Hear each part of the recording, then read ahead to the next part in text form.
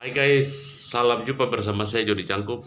Pada saat ini kita akan bahas tentang bagaimana versi suku Amungme dan Kamoro sebagai pemilik hak wilayah konsentrat PT Freeport Indonesia pada saat pertama kali PT Freeport Indonesia menginjak kaki di tanah Amungsa Bumi Kamoro. Jadi pada waktu awal itu Irian Jaya itu masih ada di bawah kerajaan Belanda. Kerajaan Belanda dan termasuk Timika ada di bawah kerajaan Belanda. Nah, jadi pada tahun 1936 itu ada ekspedisi dari ahli geologi orang Belanda. Ahli geologi orang Belanda yaitu Jean de Dossi dan kawan-kawan mengunjungi melakukan ekspedisi di seluruh tanah Papua dan salah satunya mereka tiba di Gunung Gresber. Gunung Gresber ini kalau bahasa Amung bilang Gunung Nemangkawi. Kalau Nemangkawi dalam bahasa Amung bilang Nemangkawi berarti kalau Nemang berarti anak panah dan kalau putih berarti putih seperti salju. Nah jadi bagi orang Amungme Nemangkawi atau salju abadi atau Nemangkawi itu sesuatu hal atau itu sebuah tempat yang sangat keramat bagi suku Amungme, yang dimana suku Amungme adalah pemilik hak wilayah di area pertambangan PT Freeport Indonesia saat ini. Nah jadi pada saat Dossi dan rombongan dari ekspedisi Belanda tiba di Gunung Gresber, mereka melakukan dan dari ekspedisi ini mereka melihat kalau di dalam gunung itu ada sesuatu yang memang sangat berharga. Kekayaan alam atau harta karun yang ada di dalam gunung itu luar biasa. Dan pada waktu itu Dossi berusaha untuk melakukan sebuah tulisan tentang situasi di daerah itu, geografisnya, letak wilayahnya, kekayaan alamnya, dan salah satunya berbicara masalah hasil kekayaan yang ada di dalamnya itu. Dan beberapa tahun kemudian apa menjadi tulisan itu dari Dossi dan rombongan kembali ke negaranya di Belanda dan mereka menyimpan di sebuah perpustakaan yang ada di negara Belanda. Sesudah tulisannya ada di dalam Belanda itu tinggal sekitar 20 tahun. Sekitar 20 tahun dan anggaplah tulisan yang itu sudah jadi abu-abu. Nah, pas seiring waktu pada tahun 1959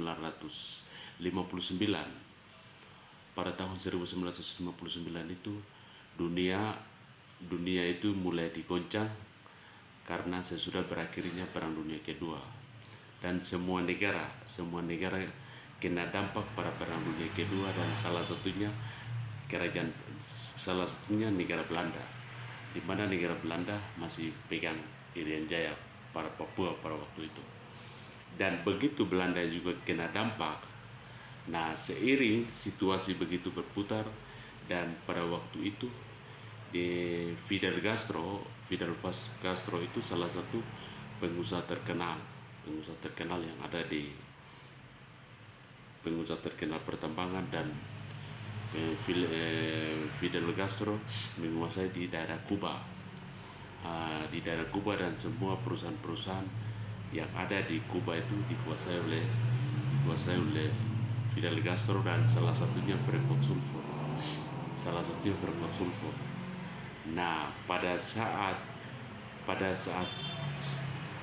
persaingan ekonominya mulai tinggi pada saat itu dari melalui Fidel Castro kalau ada dengar informasi atau dapat kabar kalau ada sesuatu tentang catatan yang dari Dossi. Nah, jadi pada waktu itu Fidel Castro melalui ahli geologinya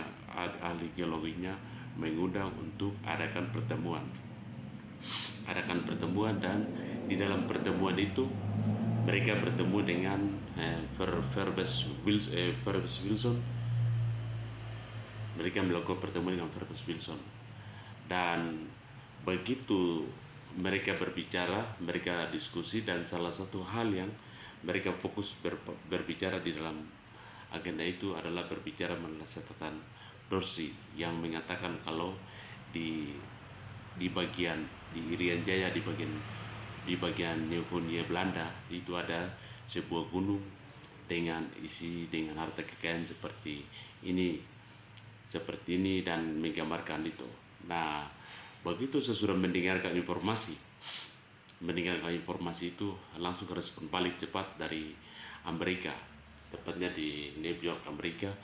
Mereka respon balik dan mereka mengutus Fergus Wilson dan kawan-kawan suruh tiba dan pergi mengunjungi. Nah, jadi Fergus Wilson dengan rombongannya tiba di tanah Papua, khususnya di tanah Kabupaten Mimika itu tepat pada tahun 1960. Pada tahun 1960. Pada waktu mereka tiba di Timika dan sesudah di Timika mereka sampai di area di Tembagapura. Yang Tembagapura saat ini, kota Tembagapura dan kota Tembagapura pada saat itu yang dihuni oleh masyarakat adat, dan nama di tempat Tembagapura yang sekarang itu namanya Pejukate. Jadi Pejukate, jadi ada masyarakat lokal yang ada di sekitaran itu. Nah, begitu pada saat Fergus Wilson dia tiba dengan rombongan dan mengajak untuk masyarakatnya bisa antarkan mereka pergi ke Gunung Grasberg. Nah, tapi pada waktu itu masyarakat mengatakan kalau di area di atas itu kan daerah keramat, jadi tidak boleh jalan sembarang. Nah, tetapi ada beberapa tawaran-tawaran dan begitu ada tawar-menawar antara Fergus Wilson rombongan dengan masyarakat lokal, dan akhirnya dikatakan bahwa masyarakat akan diberikan upah rupa pakaian dan lain-lain. Akhirnya masyarakat antar mereka sampai di Grasberg, dan sesudah Fergus Wilson sampai di Grasberg dan mereka lihat ternyata benar apa yang dikatakan oleh Dorsey itu memang sudah ditemukan, dan harta kekayaan juga sangat luar biasa. Nah, dalam perjalanan ini ada yang sial adalah pada saat Fergus Wilson dan rombongan itu diantar oleh masyarakat dari kampung Pejungkate atau Tembagapura saat ini, antar sampai di Grasberg dan sesudah balik itu upahnya tidak diberikan. Nah, begitu upahnya tidak diberikan, padahal ada janjian. Pada saat itulah orang Ambung memulai, ini kenapa kok orang baru datang begini, tapi biasanya harus kasih ini, tapi kenapa ini mereka lewatkan. Hari itu adalah luka pertama yang dialami oleh orang Ambung. Begitu janji tapi upahnya tidak diberikan, orang Ambung sudah mulai marah. Orang-orang putih-putih ini mereka datang, tapi kenapa mereka tidak kasih kampak atau tidak kasih parang atau tidak kasih payung. Nah, pada saat itu mereka sudah marah. Seiring waktu terus berjalan, nah hingga Fergus Wilson dan rombongannya pergi ke negaranya, ke Amerika, dan sesudah mereka sampai di Amerika, mereka menyimpan hasil laporan, dan hasil laporan itu laporkan ke Jimmy Moffett bahwa kalau benar apa yang Dorsey sampaikan, di daerah Irian Jaya itu sangat ada kekayaan harta karun yang tersimpan di gunung ini. Nah, di gunung ini, dan dibilang Gunung Kartens dan Gunung Grasberg. Nah, sesudah mendengarkan itu, pada saat sesudah mendengarkan itu, harusnya mereka ingin mau melakukan operasi pertama di sana. Tetapi status Irian Jaya ini ada di antara perdebatan antara Belanda dengan Indonesia. Ada di antara perdebatan Indonesia dengan Belanda masalah ini. Karena pada waktu itu status Irian Jaya itu masih ada di bawah kerajaan Belanda, dan dari kerajaan Belanda sudah berusaha untuk dibawa ke PBB atau Napier Agreement, terus lanjut lagi dengan Roman Agreement. Sesudah Roman Agreement IPAS masuk di UNTEA. UNTEA, jadi itu selisih. Irian Jaya ini diberikan sebuah pemerintahan di dalam antara Amerika, Indonesia dengan Belanda. Nah, di mana sesudah UNTEA itu melakukan penentuan nasib sendiri, apakah melalui PPR nantinya tahun 1969, apakah nanti orang Papua ini mau bergabung dengan Indonesia atau tetap dengan Belanda. Artinya dari Belanda ingin mau kasih merdeka sendiri. Sesudah seiring waktunya berjalan, begitu kabarnya itu tiba di Amerika, dan pengusaha-pengusaha di dalam Freeport Sulfur itu mereka senang kalau ada dapat kabar seperti ini. Tetapi mereka lihat kalau Presiden Soekarno di waktu itu tuh anti asing, artinya dia orang terlalu nasionalis dan dia anti dengan orang-orang barat. Dan mereka juga dari pengusaha-pengusaha Freeport ini melihat ternyata Presiden Amerika John F. Kennedy itu salah satu pimpinan yang mendukung semua kebijakan dan program yang dilakukan oleh Presiden Soekarno. Presiden Soekarno. Akhirnya permainan mereka mulai dari ada catatan dari Lydia Perez menyatakan bahwa kalau ada konspirasi CIA Amerika, JFK dengan Soekarno, peranan itu dipermainkan. Akhirnya pada saat itu John F. Kennedy dibunuh. Sesudah John F. Kennedy dibunuh tahun 1966 itu terjadi konspirasi di Indonesia. Salah satunya adalah mengeluarkan surat perintah 11 Maret Super Semar di Indonesia, dan Soekarno ditahan,